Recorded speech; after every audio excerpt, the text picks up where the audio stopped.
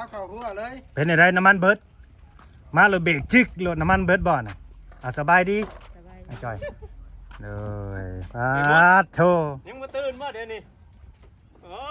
ยอันหน้าตาครับ โอ้ปาโตคือมีกระโปรงกระเป๋ามานำมาหรอกนี่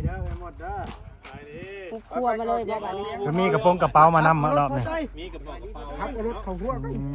โอ้ยบ่ได้ได้แบบนี้ มาถึงแล้วเปิดเอาน้องอวยใครก็ได้ น้องเปิดใครมันมาพ่อเสือโหดเนาะการเดินทางไก่ ยังค่าเกียร์รถก็ดีวิ่ยุ่งเอาเข้ามาเนี่ยนะว้ายกำลังว่าสิยุ่งให้ไม่นอกเลยมาแล้วกลับไปฟังเงินทั้งพอจ่อยเพื่อนน้ำกันเอาค้าตั้งกล้องเนาะ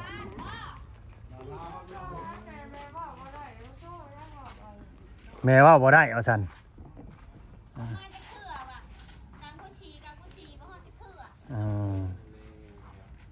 บายดีพ่อแพทย์สบายดี สบายดีแล้วคอยละ สบายดีมาแล้ว สบายดี ขึ้นทางวะ ทางไหนปลาใส่ไปย่างไหมไปทางหุ่นหรอ พี่น้องเลยเนาะถ้า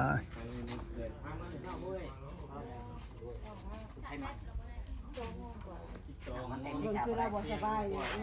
แล้วก็สบายอะไรเนาะ คนเด็กก็ร้อยเดียวบัตรชาวไทยมีบัตร300 บาท แต่ ก็เลยหัว โอ้เห็นไหมนะผูกยังไงนะ เอาเร็ว มาเลยผูกข้อให้มาหน่อยเลยพี่เชิญมานั่งที่จอยมานั่งที่เชิญ ถอยมาแม่คนนี้เป็นคนที่นี่นะ เชิญมานั่งเป็นในไรคือว่ามาเล็กด่วนแท้เป็นจังไดเมื่อกระด่วนมากกระด่วนแม่นไพ่ใหม่บ่หลุดนะคือว่ามีคิ้วกุ้มๆฮะไพ่ใหม่เลยไปด่วนมาด่วนพี่น้องเลยเพิ่นนี่ ไปไวมาไวไปดีเด้อมาจอย บ่ได้แหวทางใดที่มานี่บ่ได้พักรถบ่พักอยู่บ่หรือว่าบ่พักเฉพาะมันเหม็นคิ้วกุ้มๆรถฮะ อยู่อะไรใด คอยว่าคิวอันนี้เดี๋ยวผมไม่เห็นคิวหรอก โอ้ย คิ้วรถแล้ว คิววันนั้นบอกสบายดีดีมือเรามา พ่อน้องโอเพิ่นมาอีกแล้วอ่า ป้าเพิ่นนั่นเห็นพ่อมาแล่นเฮ็ดกินให้พ่อกินเลย หูจักความเนาะ ท่านแม่นว่ามา ไปกิน หรือว่านี่กาสิท่านเนาะ แต่พ่อจะจังนอน ท่านยกเสาเพื่อนลูกชายเพิ่นมามื้อนี้พี่น้องมีเรื่องด่วนยังจังว่ามานี่มีเรื่องด่วนอีหยังพ่อจ้อย มาชื่อนี่แหละ มาซื่อๆแม่โอ้เดี๋ยวว่ามีเวียกมีงานยังจังมาว่ามาซื่อๆโอ้ย FC กำลังลุ้นอยู่เนาะเอามาซื่อๆแล้วบ่เล่าบ่จักสิทางก่อเด้อบาดนี่ มาเฮ็ดงาน มาเฮ็ดงาน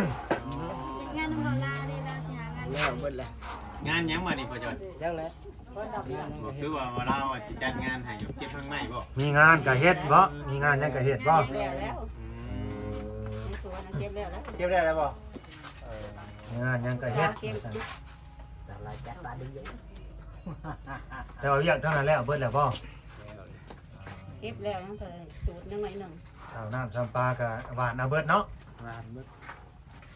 ไม่ได้ลำเลยบ่เปลี่ยนใหม่ได้ เพิ่นไม่ได้กิน เป็นระบบใหม่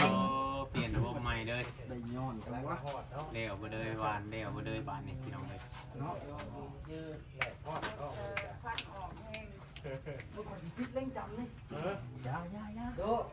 อย่าไปเฮ็ดดูนะให้เกลือนน้ำมันยังอยากไปเด้งดูดเล้าบ่บด มันแดงห่อนนะยา พังวางพังเสือบ่าวลาวสิถามเด้ออันนี้ก็เข้าเรื่องเลยเนาะเป็นเรื่องเป็นราวเลย โดย แม่นอีหลีบ่ที่ว่าน้องตุ๊กโทรให้พ่อไปหับนะแม่นอีหลีบ่ แม่ อืม เป็นไงได้นะพอจอย ได้แล้วว่าอยู่บ่ได้ อ้าว คือเป็นมีเบอร์เจ้า โทรนำเขาเด้ นอนเที่ยวจะบอก แม่ โทรไปทางเบอร์บ่หรือทางเฟซ โทรทางเพชรบ่โทร โอ้ ทาง บ่ได้ห้องได้ให้นํบ่ บ่ได้ ธรรมดาเนาะ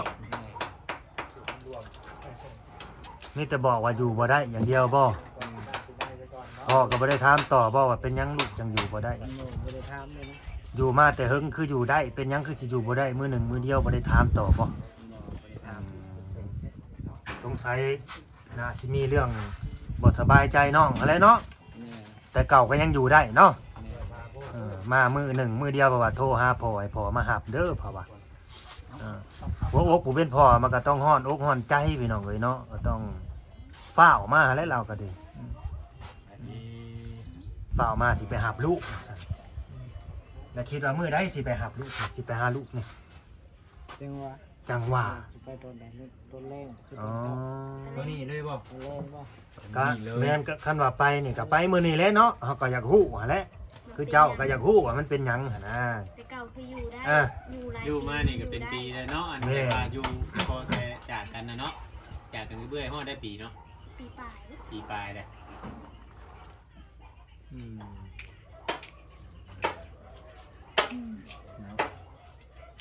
คือเป็นเบิ่งออกไป อันนี้เฮาก็สิบอกคาดเดาคาดการณ์ไปก่อนเนาะพี่น้องเนาะเพราะเฮายังบ่ฮู้เหตุต้นปลายสาเหตุนะบาง เรื่อง ที ราว ก็ มันชัดเจนก่อนเนาะ แม่นบางทีก็ให้ทั้งนั้นพ่อของเพิ่นนี่แหละไปพุ่นแหละเนาะไปหาทั้งดองเพิ่นหรือว่าทั้งลูกสาวพุ่นจังสิฮู้ว่าเรื่องราวมันเป็นจังใดนะพี่น้องเอ้ยเนาะกันเฮาสิไปตีโพตีพายโอ้ยปู่ย่าจังซั่นจังซี่มันก็บ่แม่นแหล้วเนาะก็ต้องยังบ่ฮู้รายละเอียดหยังหั่นนะ เราไปถามไป แม่น เนาะ ว่าเป็นจังใดหั่นนะ เธอไปนี่คือสิไปจะค้นสถานมังกรเนาะ แม่น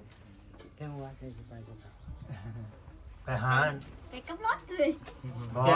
เสียน้องเตบ่เป็น แจ็ค ผู้ สิ ว่า ไป ไป กับไผเดี๋ยว ทำก็ได้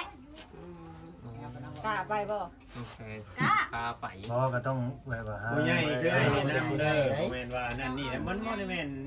ของดินได้ที่นี่นะ ก็หาแบบ มันบ่ได้เอาจักเทื่อชุมเจ้าเพราะเที่ยว ผู้ใหญ่หั่นแหละ น้ำมันเบิดหลายเทื่ออยู่ดอกก็ว่าสินั่นเนาะว่าเสร็จ ต้องเอาให้มันชุดโดดเนาะแบบผู้ใหญ่เพิ่นชุดโดด มองยันไปมื้อนี้ยันดูแบบผู้ใหญ่ทางคุณบ่อยู่ให้ทางนี้นะไปบอกวันมื้ออื่นจะไปเว้ากัน ไปถามแต่ก้อนเดี๋ยวนี้บ่ สายก่อนเนาะ ไปปรึกษา สายก่อนยังเขาเว้ากันเนาะ ศึกษาก้อนตัว มันบ่ได้มีเบอร์โทรบ่สาวว่ามื้ออื่นนัดกันนั่นนี่บัดน้องเพิ่นโทรมานี่ได้ซั่น โทรน้ำเขา โอ้ยืนโทรนำเขาเจ้า ไปยืมโทรศัพท์เขาเจ้าเนาะ โทรศัพท์เขาเจ้าโทรหา ถ้าบ่มีโทรศัพท์เลยโทรศัพท์เราเตเนาะเขาจะโทรศัพท์เราเต อืม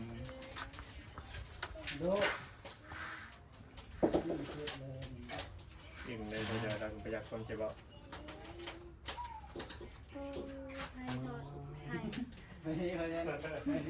ไข่ทอดไข่อะนะ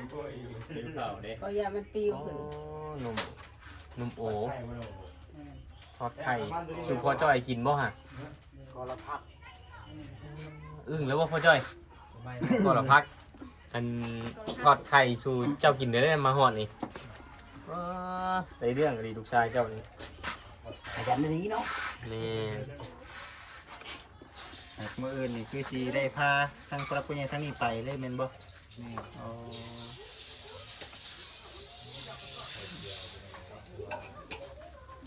อ พี่น้องเอ้ยบ่าวเล่าก็สิได้ขอจบคลิปไว้สำนี้ก่อน จะพอจบเอาแล้ว ข่อยสิไปหับลูกข่อยเนาะจุ๊บเจ้าก็ถ่ายโต้เฮ้ยเนาะเบิดเวลาข่อยเลยเด้เนาะจังได๋ก็เป็นกำลังใจให้เด้อเนาะทางไอ้จอยกับลูกๆเนาะ แจ้งของเรานะ ก็ มือแรงบ่ จังได๋ก็สู้ๆพี่น้องเอ้ย เนาะ เนาะ เสมือนจังไปเนาะ จบคลิปไว้สำนี้ได้พี่น้องเด้อเนาะขอบคุณขอบคุณเด้อ FC เนาะเพราะว่ามันก็เนี่ยได้เวลาแล้วเนาะสิไปหับลูกพี่น้องเอ้ย3 โมงแล้วนะ3 โมงปลายแล้วตอนนี้ก็ได้ เพิ่นมาเพิ่นมากัน2ผัวเมียเพิ่นเนาะแล้วก็ทาง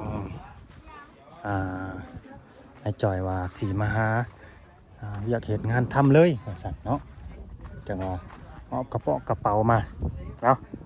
เห็นมาเห็นเรือนเห็นซานลูกชายเพิ่นแล้วบ้านนี้พี่น้องเอ้ยเนาะเป็นเสา ตั้งสับลาบอยู่เนาะชาวเฮือนลูกชายเพิ่นอันนี้คือดิอันนี้เสือกเฟียกนี่เฮาเสือกฟางเนาะเฮาหนิ่งไว้นะพี่น้องเอ้ยให้ผู้รักผู้ใหญ่เพิ่นเห็นตลอดเนาะเพิ่นว่าให้หนิ่งไว้ตลอดเลยว่าดินเฮาซำใดขอบเขตมันซำใดหั่นนะเนาะอ่ะก็ตามนั่นแหละเนาะก็บ่ว่าหลายใจห่างเด้อคลิปนี้ก็ดีบ่ถ่ายยาวพี่น้องเอ้ยรอลุ้น EP ต่อไปเนาะว่าสิเป็นจังไดเด้อพี่น้องเด้อขอบคุณ FC ที่เข้ามาเบิ่งมาชมเด้อฝากกดไลค์กดแชร์กดติดตามพี่น้องไป